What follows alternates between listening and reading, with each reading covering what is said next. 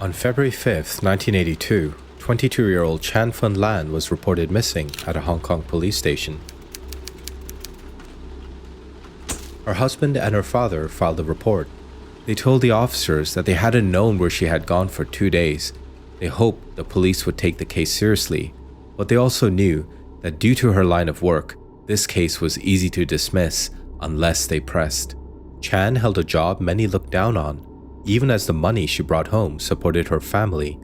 She worked the night scene in Shim Sha Shui as a hostess, a bar girl, entertaining clients, keeping the drinks and food coming, and making sure they stayed and spent. But the work that sustained her also exposed her to the wrong kind of attention. Creeps were common, and in that world, people sometimes disappeared, running off with a lover, lying low for a while.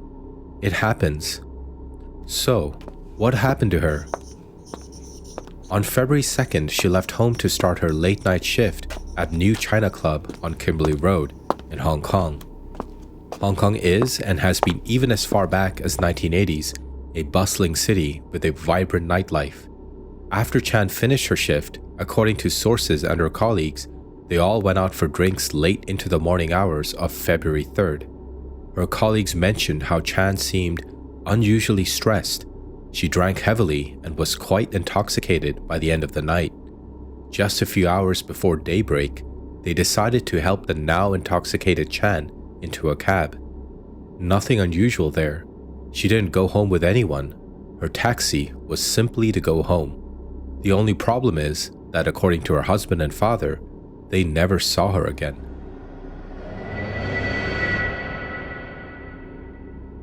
Her friends and colleagues too mentioned that they lost contact with her since and thereafter. Her daughters, who were 3 and younger, were missing her, and after 2 agonizing days of searching and asking around, the police report was filed.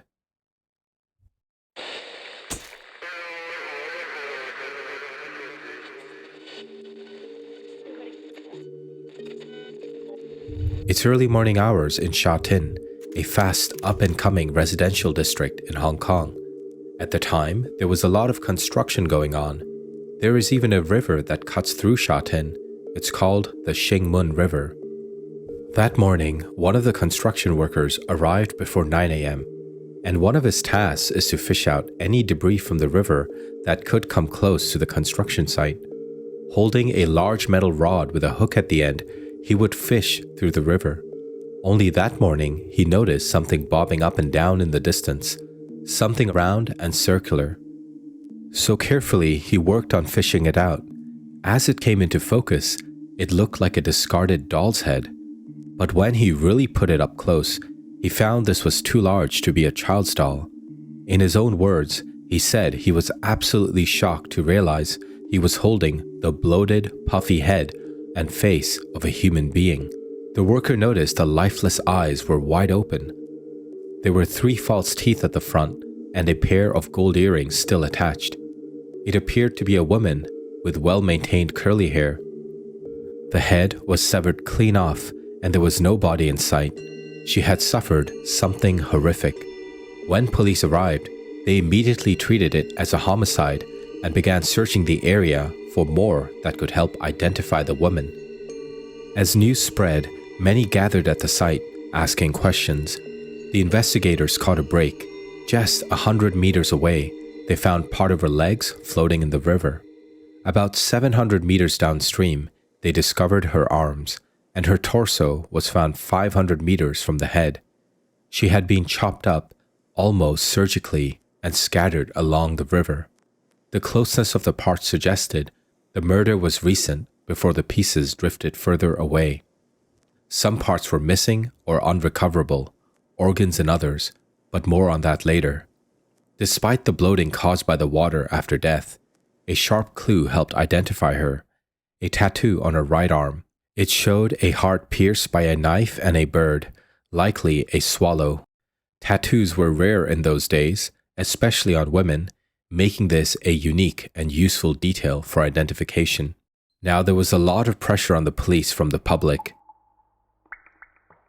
Chan had removed and replaced her front teeth because they weren't shaped to her liking. This explained the fake teeth found on her floating head that day. The police looked into her co-workers, her friends, her family, and her whereabouts.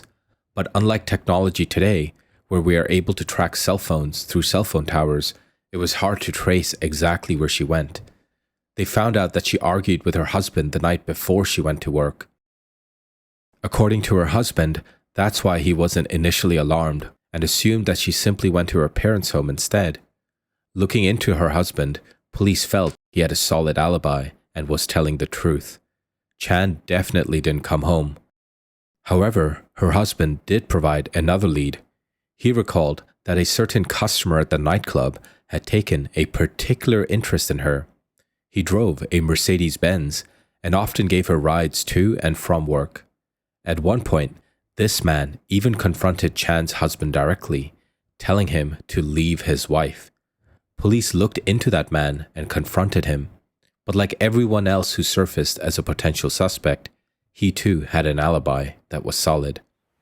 The police then turned their attention to the last time Chan Fun Lang was seen alive. Tracking her movements that night seemed challenging as well. All the people who knew her saw her get on that taxi. They recalled it was the second taxi that stopped to actually take her, because the first one, the driver refused, as she was too intoxicated and afraid that she would vomit in the car. However, no one remembered the license plate of either taxis or what the drivers looked like. And in Hong Kong at the time, there were nearly 30,000 taxi drivers on the streets, with 16,000 cabs in constant rotation. After contacting the taxi services, police hoped the drivers who picked up female passengers in that area at night would come forward. With weeks of no further developments or leads, the case eventually went cold.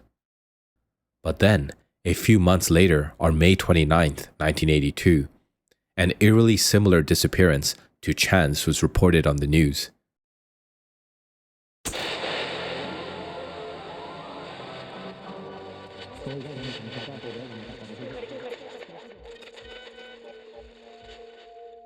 Around the same time, another woman, Chan Wan Kit, got into a taxi around 5:20 a.m. and simply vanished. She worked as a cashier at a recreational center and was going home after finishing her late-night shift. People commented how freaky this was because once again, her case went cold with no leads. Around the same time, same location, and the weather too was similar. It was a rainy night. Less than a month later, on June 17th, another disappearance. This time, a 29-year-old waitress named Lung Shao Wan. She had just finished a late-night shift at a nightclub in Shim Sha Shui. It was 4 a.m. and outside, the rain was coming down heavily. She got into a taxi, headed for home. But like the others, she never made it home. And just 2 weeks later, a 17-year-old girl named Leung Wai Sum decided to go home after her high school graduation party. She was gone, also vanished into the night. At this point, people were so paranoid and distrustful, it was impacting the entire taxi industry, and some people even jumped out of moving taxis. Many drivers too were scared of being labeled killers when they were simply trying to do their jobs. But then, something unexpected happened. A simple photo development shop.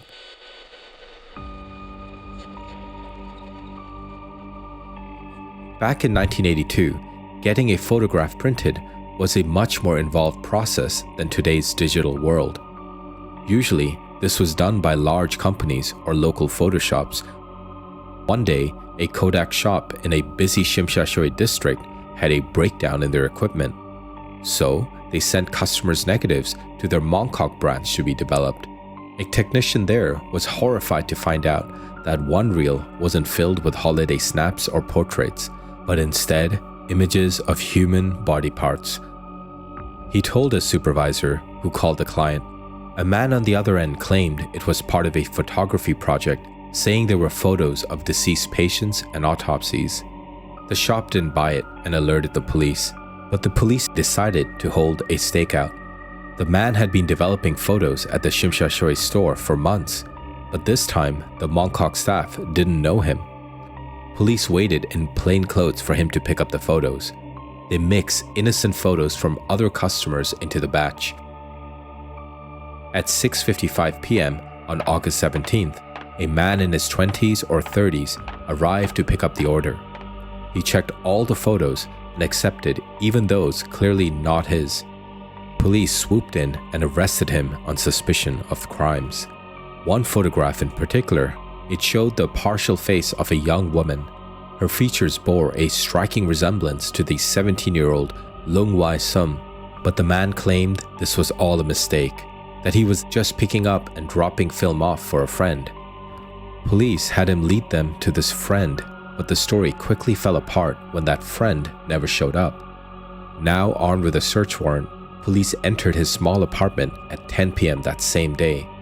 The 370 square foot flat had 3 bedrooms. The man and his younger brother shared one, sleeping on separate bunks. There was also a small kitchen, bathroom, and 2 living areas. But this was no ordinary home.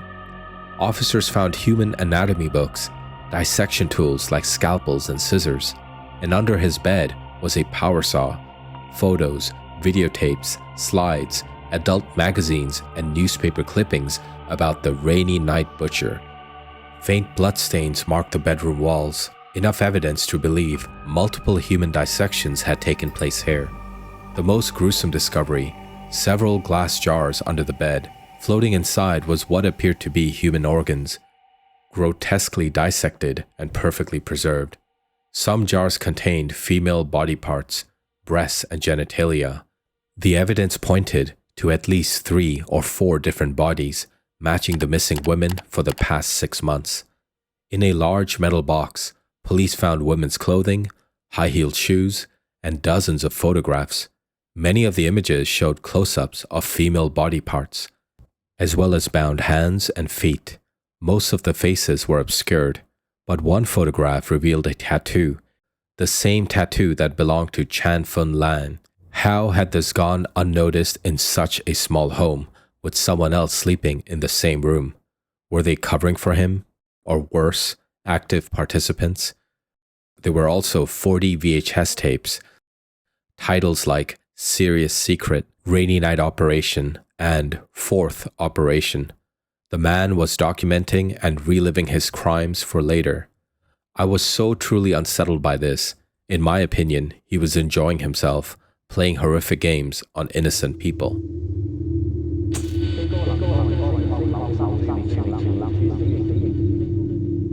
Before 1982, Lam Kor Wan seemed like an ordinary man and helped support his family, but beneath the surface, his life was far from normal.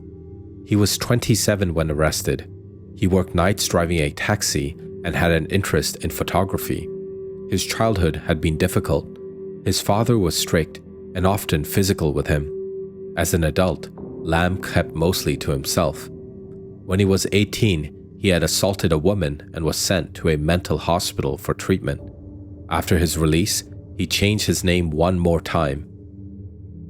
When police arrested Lam, they also questioned his father and younger brother. The recording showed that Lam was in his room with professional lighting equipment. He climbed out of his bunk bed to adjust the camera. He arranged and photographed his victims. He preserved body parts in jars. The tapes showed that he acted alone. His family was no longer under suspicion. Problem is that he remained silent and wasn't cooperating with the investigation.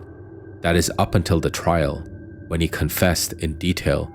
It was one of the officers, Officer Leung, who found a way to connect. He shared his morning tea with Lam and offered him some traditional Chinese dim sum for breakfast, enough to win his trust and to get him to open up. Lam shared how he loved the supernatural, ghosts, mysteries, and strange things, and he then went into details of what he did to his victims. The victim's fate was a descent into a nightmare no one could have imagined. Chan Fun Lang, the first, was so drunk in the early hours of February 3rd that she passed out in the back of Lam Kor Wan's taxi. For most, this would have been a call for help. to get her safely home, but for Lam, it was a chance to kill.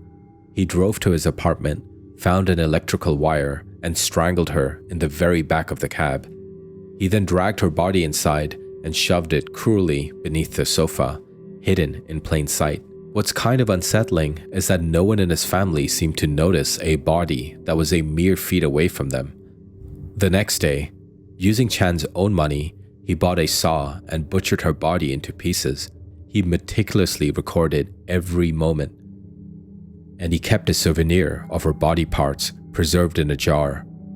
He later dumped the rest of her body on a hillside, and it's believed that rain caused this body to flow down into the river. Lam claimed that he was justified in killing her because he defined her as a loose woman. Months later, his second victim, she hailed a cab and it happened to be Lam's. She never suspected her fate. Lung Sa Wan, the third victim, same method, strangulation and dismemberment. But this time, Lam admitted to something even darker. He had tasted human flesh. He said he was driven by curiosity. And then his youngest victim, Lung Wai Sum, was only 17 years old. She had just left a party at the luxurious Sheraton Hotel when she stepped into Lam's cab at 11 p.m. Her family soon plunged into despair as she vanished. Police plastered posters throughout the city, desperate for leads. Meanwhile, Lam held the cruel knowledge. Their final conversation lasted over 3 hours. Lam talked with her about her dreams, her family, even her soul. Perhaps she felt that by answering all these questions, by talking to him, she would be safe. Lam was ruthless. He handcuffed her and then strangled her. He then brought her body to his apartment where he violated her. He said he wanted to do this because she was a virgin, but he couldn't do this while she was still alive. Lam then dismembered her body. They suspected more victims. Police feared the total might reach 15. But with forensic help from the FBI, only 4 murders were confirmed as his work. Psychiatrists concluded that Lam was not insane. His trial, Hong Kong's first serial killer case, gripped the city for 20 days.